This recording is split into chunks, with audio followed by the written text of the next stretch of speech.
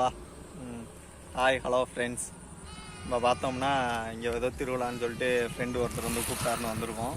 ஊர் பார்த்தா ஒரே பொட்டக்காடாக இருக்குது. அப்படியே பின்னாடி பார்த்தீங்கன்னா யாருமே இல்லை. இப்போ தான் போயிட்டுருக்கோம். திருவிழாவுக்கு போய்ட்டு வீடியோ அப்டேட் பண்ணுறோம். ஹாய் ஃப்ரெண்ட்ஸ், வந்துட்டோம். நாங்கள் எப்படி இவ்வளோ சீக்கிரம் வந்தோம்னு பார்க்குறீங்களா? அவ்வளோ தூரம் ரொம்ப டிஸ்டன்ஸு. இவன் கிட்டத்தட்ட 2 கிலோமீட்டர் 3 கிலோமீட்டர் ரொம்ப தூரம் நடக்கணும்னு சொன்னால். ஆனால் 2 நல்லுள்ளம் கொண்ட போலீஸ் நண்பர்கள் வந்து ஏற்றிட்டு வந்து இறக்கி விட்டாங்க. இப்போ நாங்கள் போயிட்டுருக்கோம். திருவிழாவுக்கு போயிட்டு பதிவு பண்ணுறோம்.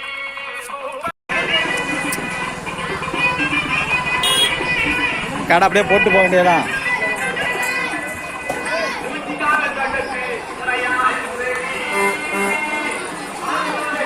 ஐஸு கடை வேறையா?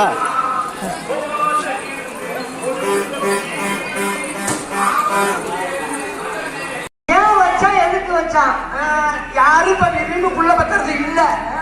என்னமோ கல்யாணம் பண்ணமா, தாலி கட்டமா, போனமா, வந்தமா, புள்ள பத்தமா, வளர்த்தமான்னு நடுத்தர கொண்டு போனமா வந்தமா புள்ளைய பத்தமா இது ரோட்ல கிடக்கு. இது இந்த ஆராய்ச்சி நமக்கு தேவையில்லை. என்னமோ இப்ப அதெல்லாம் அப்ப நடந்தது. முதலிரவுன்னு வச்சாங்க. அதை முடிஞ்சதுக்கு பிறகுதான் குழந்தை ஒட்டியா பெற்றாங்க. முதலிரவுனா எப்படி வந்து முதலிரவுனா எப்படின்னு கேட்டியா? முதலிரவுனா சாந்திக்கு முகூர்த்தம். யாருக்கு? சாந்திக்கு முகூர்த்தமா? இப்ப நான் சொல்லி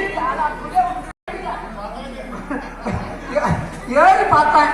உடனே என் பொண்டாட்டிக்கு ஒரு நம்பரு 82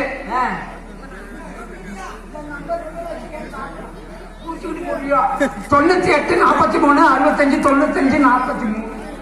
என் பொண்டாட்டி சேர்ந்து எனக்கு அமைஞ்சது பாருடா. 99 49 29 19 எனக்காக எனக்கு பிறந்த எனக்காக நூறு நகைகளும் எனக்காக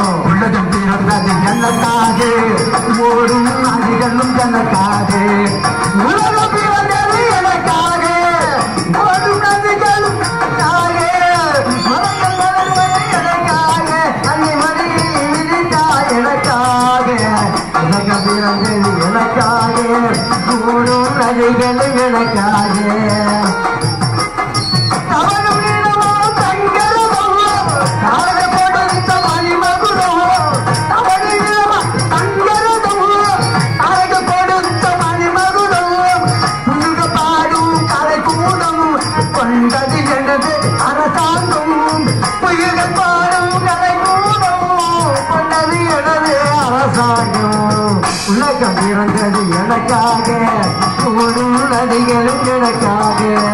உலகம் பிறந்தது எனக்காக, ஓடும் நதிகளும் எனக்காக.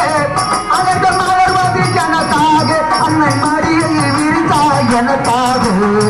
உலகம் பிறந்தது எனக்காக, ஓடும் நதிகளும் எனக்காக. பேருந்து கொண்ட பெரியவர்களே, நாடக கலா ரசிகர்களே, காலை உள்ளம் படைத்த மக்களை, குமாரமங்கலத்தை சேர்ந்து ரவிச்சந்திரன் அவர்களும் சுமதி அவர்களும் இணைந்து வழங்கக்கூடிய சத்தியவான் சாஸ்திர நாடகம் சீரும் சிறப்பமாக நடிக்க காத்து கொண்டிருக்கிறோம்.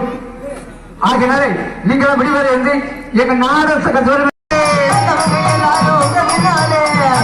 எல்லோரும் உங்க பின்னாலே நீ நடப்போற நினைக்க உங்க கண்ண முன்னாலே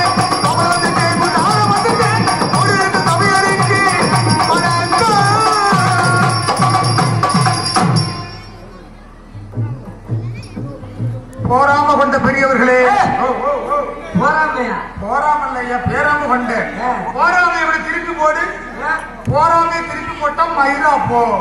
இப்படிதான் என் ஊர்ல பாரு 2 பேர் அண்ணன் தம்பி இருந்தான். அண்ணன் தம்பின்னா ரொம்ப ஏழ்மையில கஷ்டப்பட்டு இருந்தான்.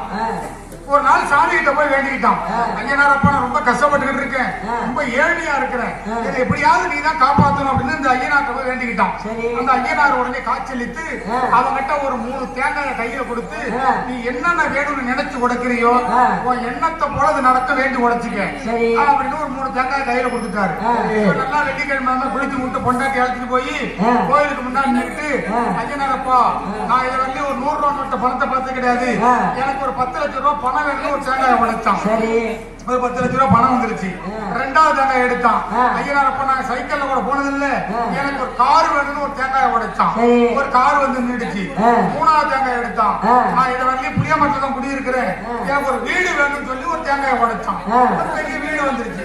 இப்ப பெரிய பணக்காரன் ஆகிட்டான்.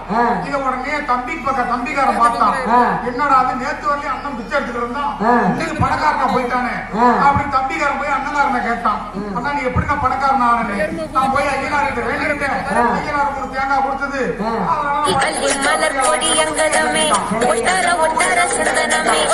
அதனால